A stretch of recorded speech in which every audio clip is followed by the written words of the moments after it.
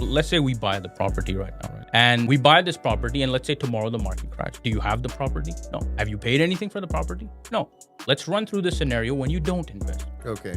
Right? Let's say you hold this out. You're gonna say, I'm not gonna buy this now. I'm gonna wait for a better price. Let's say the war goes on, dollar crash, crashed, all these things. Now the price starts dropping. And guess what? I'm gonna call you and I'm gonna say, Mr. X, you told me this is the good time. Price is going. And you know what you're gonna say? You're gonna say, no, Ahmed is gonna go even lower. Yeah. Say, okay, all right. Well, let's see how low it goes. What was the first deal you closed at Aeon Trisl, and what did it teach you? The other company I used to be in, it was a smaller company. Obviously, Aeon Trisl being a juggernaut of the industry. So when I moved in, I realized that was the time where I had to start YouTube. So you have to stand out. First deal from YouTube was like in a month and 13 days. People calling you instead of you calling them, that changes the whole game. Yeah, exactly. Like it's a different ball game. So you really have to choose a side right now. Either you're going to go the calling route or you're going to go the content route. And once you make a decision, stick by it. Hi, my name is Ryan. I'm from Aeon Trisl, and I'm here to host an exclusive interview with the one and only Mr. Ahmed today. He's a dear friend of mine, and also he's already a YouTube star, one of the top candidates for the top performers at Aeon Trisl here. Welcome, Mr. Ahmed. How are you doing?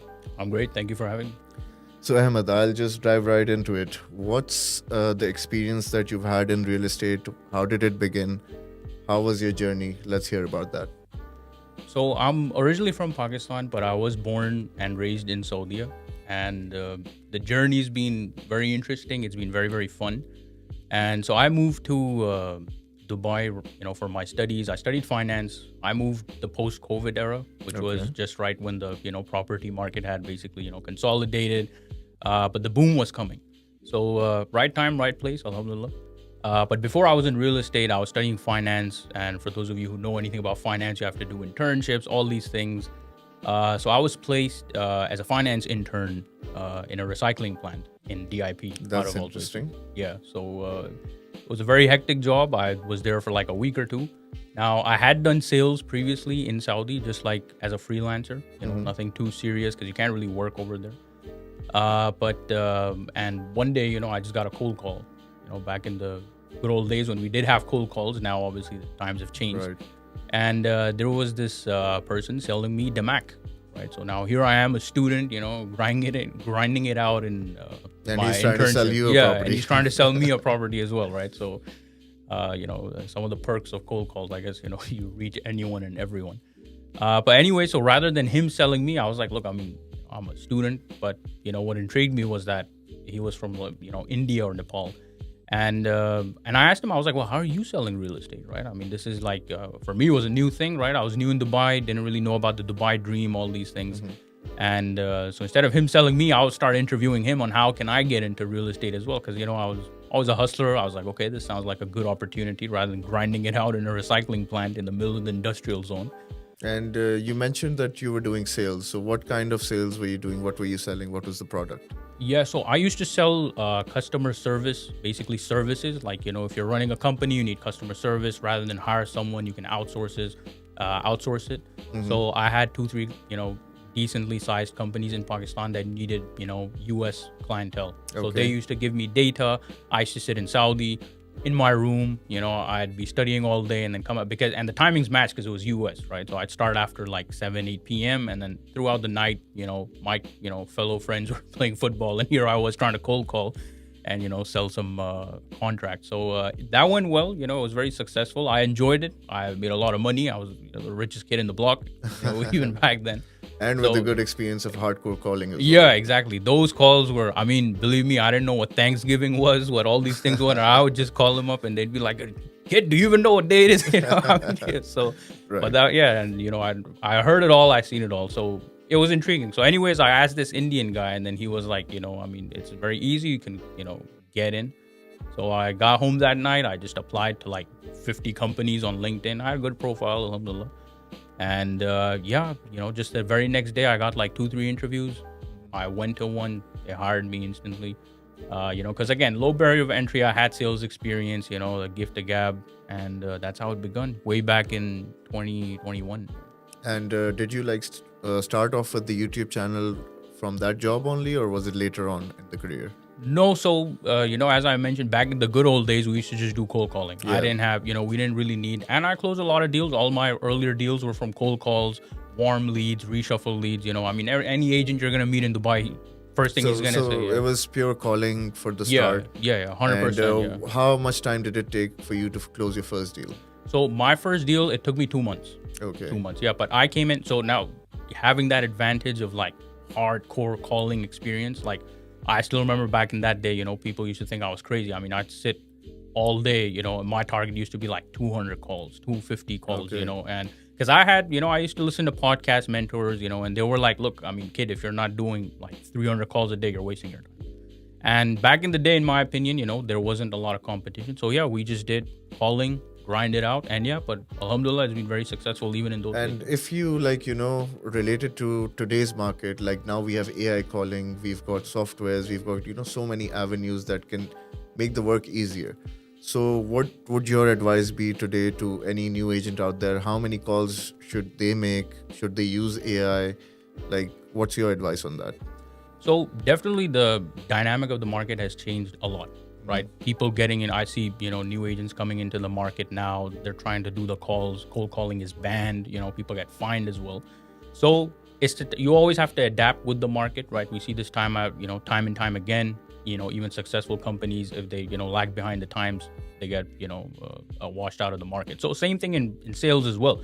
You have to adapt with the times. Use AI. Use all these things. Now, in my opinion, obviously, I've been successful with the branding. Okay, if you get your face out there, I mean, today is the dawn of the the information age. Right. So the more attention you can get is the attention economy. So try to get as many eyes as possible.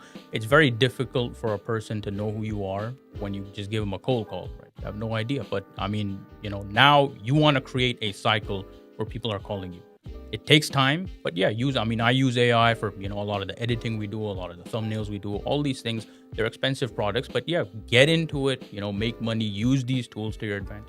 But I think the branding part that you said, that is one of the most important points out there that people should note down. Yeah. Because people calling you instead of you calling them, that changes the whole game. Yeah, exactly. Like it's a different ball game altogether. 100%, because we put up the work and it's not easy, right? And you can listen to I'm not the biggest YouTube star there is. Obviously, most people watching this, they know Farouk Sayed, Realtor on Harley, all these guys, they've been at it for quite a while. Of course. And so it does take a lot of work. It's a full-time job. You can't really focus on calling when you're in it. So you really have to choose a side right now. Either you're going to go the calling route or you're going to go the content route. And once you make a decision, stick by it. I'm not saying no one closes deals from cold calling and, people are still running their own lead campaigns. But in my opinion, I work 14 hours on a video and then I sit down and relax. And then let's put it this way, that you do all the hard work in the initial stage and then you just sit and you take the fruit of what you've exactly sown, yeah right? Yeah, because believe me, I mean, we get leads today from a video we did maybe 8 months ago. Yeah. Right? Yeah. Okay, so next question for you, Ahmed. What was the first deal you closed at Aeon Trisl, and what did it teach you? The other company I used to be in, it was a smaller company. They didn't really have access to units, all these things. Obviously, Aeon Trisl being a juggernaut of the industry. So when I moved in, I realized that was the time where I had to start YouTube, right? Because now you're a part of a big organization. You have a lot of people. Right, so you have to stand out. So it kind of forced me in a way to start the content creation, right? And my first deal from YouTube was like in a month and 13 days to the dot. From joining Aeon Trisl. From joining Aeon Trisl and doing YouTube, because both of those kind of started at the same time, right? And the first thing we sold was a Rove Barassi Drive, for those of you who know, you know. And it was a Somali client, living all the way in. Yeah, Somali client. It was a husband-wife duo. They were running their own clinic in US. So, here I was. I mean, I was trying to pump out all this content. I was having all these doubts. Oh, is it going to work? Is it not going to work? And, here was a couple all the way, from Somalia living in US. They reached out to me, and it was, one of the smoothest deals I'd ever done. So, like this client you mentioned from Somalia, I believe all of your clients contacting you from YouTube, they've been following you for a while, and then they get the hang of your videos, and then, they interact with you on that level. They ask you the questions, and they already have that trust and confidence built in you because you're out there in the media. You're already a branded figure out there.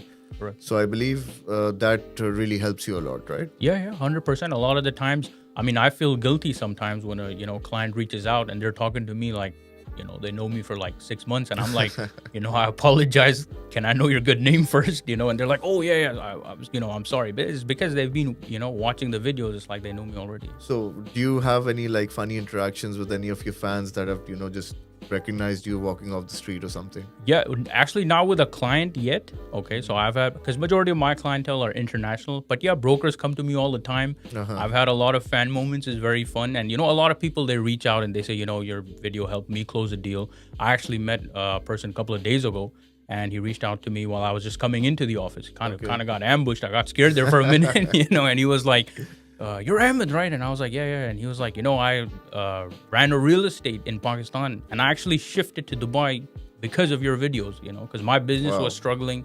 Yeah, and and I saw your videos, and I always wanted to make that content, so I just moved. I made contents, and you know what? It's been 6 months. I've closed 8 deals in Arabian ranches. And how do you feel like if people watch your videos, get inspired and benefit from that? Oh, it's 100%. It's the best feeling in the world, because you need to have an abundant mindset, right? A lot of people, guys, we're closing 2 billion dirhams a day in off-plan sales. So believe me, there's more than enough money to go around for everyone. I believe the pie is big for everyone. It's big for everyone. Yeah. So I really, enjoy those moments. So let's move on to the client side of things. So now I want you to advise the clients. Like, obviously, it's a different market. It's a different situation totally in Dubai right now. There's been a study out there, the Fitch ratings or Fitch report that was out there. It was in the papers. People saw it. People, got a bit on the back foot. And now they're speculating. Now there's a war going on as well. So I just want you to advise the investors, the clients looking to buy properties now in this market, what to look out for, what are the green flags, what are the red flags, and how would you tell them to, have a safe investment journey in Dubai now? So look, we have to understand, first and foremost, the fundamentals, right? In my opinion, always the fundamentals are very, very important, if you invest in anywhere, right? That's why I'm not a big crypto fan, because a lot of the, fundamentals are kind of shaky, right? Now, do people make money? Yeah, sure. So in my opinion, Dubai is really one of those cities, very few cities in the world that has their fundamentals very solid, right? And we keep saying Dubai, we don't realize that it's just a city, right? UAE as a whole is a country, right? And if you look at us as a country, right, we're very neutral, okay? We don't have any debt, okay? Our government is very, fiscally responsible. They don't spend a lot of money, and they're rated number 1 or in the, top 5 for the best, governments in the world, for the best bureaucracies in the world, for the best legislation in the world. Yeah. We're pro-business, right? We like money, right? We're a free market capitalistic society. Now, sad to say, the American dream is, kind of fizzling out. Okay, Europe has a lot of problems. If you get to a certain level of success in those kind of countries, the government comes after you, right? The IRS is there, HMRC is there. Being in finance, believe me, I know those laws. They are very, very tough, right? So these guys understand that, look, for us to move in this new dawn of, geopolitics, we have to be business first. Now, to make sure we're business first, we have to ensure that we always have, rules and regulations that make sure that, the economy stays fine, right? Now, what does that mean? That means we don't spend a lot of money. We don't have a lot of debt. We make sure that we have great ties, political ties with everyone. So that's your fundamentals. In my opinion, no other country, plays the cards like UAE does, right? So that's your fundamentals out of the way, right? Now, point number 2, is there going to be a correction? Look, 100% there's going to be a correction. It's a cyclical process, right? Unfortunately, that's how it works. Right? We got booms, we got busts. But is it going to happen because there's something wrong with the Dubai market? No, not at all. Because why? The fundamentals are strong. Yeah. Right? And we have to understand, a lot of the people who are coming into Dubai, they're coming from outside. They're bringing money from outside. Now, all of a sudden, if we have a dollar crisis, right, or this war goes on too long, or US keeps financing these things, they can't afford it. Eurozone can't afford it. China's demographics are, unfortunately pretty terrible because of the one-child policy. All these factors, they come in, right? Yeah. And you have to understand, all these things will affect real estate, right? In my opinion, obviously short term, is there going to be losses? Of course, there's going to be a correction. But in the long term, I'd, be nowhere else other than Dubai. But do you think the investors should wait out this period where there is uncertainty, or is it still a good time to, put your money in the market? Okay, so that's a great question. And every single deal I've probably done in the past 2 years, people ask me the same thing. It's like, but should we wait? right? So the best way I try to answer that is I was like, okay, let's run through the scenario, right? Let's say we buy the property right now, and obviously we specialize in off plan. Secondary is a different game. Let's focus on off plan. And we buy this property, and let's say tomorrow the market crashes, right? Do you have the property? No. Have you paid anything for the property? No. Right? Most developers now, they link it to the payment plan, all these things. So, and going back to the fundamentals, it's going to rise 3-4 years down the line. So in my opinion, get in now. Because if you don't, let's run through the scenario when you don't invest. Okay. Right? Let's say you hold this out. You know what's going to happen? Let me tell you what's going to happen. You're going to say, I'm not going to buy this now. I'm going to wait for a better price. Okay? Then guess what? Let's say the war goes on, dollar crash, all these things. Now the price starts dropping. And it's dropping. And guess what? I'm going to call you and I'm going to say, Mr. X, you told me this is the good time. Price is going. And you know what you're going to say? You're going to say, no, Ahmed, it's going to go even lower. Yeah. It's right? it's like the stock or the crypto market where it's going down and you're like more concerned. And you're going to say, no, it's going to go lower. I'll say, okay, all right, well, let's see how low it goes. And then we're going to wait and we're going to wait. And guess what? You're going to miss that cycle. Yeah, so I totally agree with you. The Dubai market is the quickest to bounce back. We've seen that a couple of times now. And especially, like after COVID, even after 2008, it was the quickest to, recover.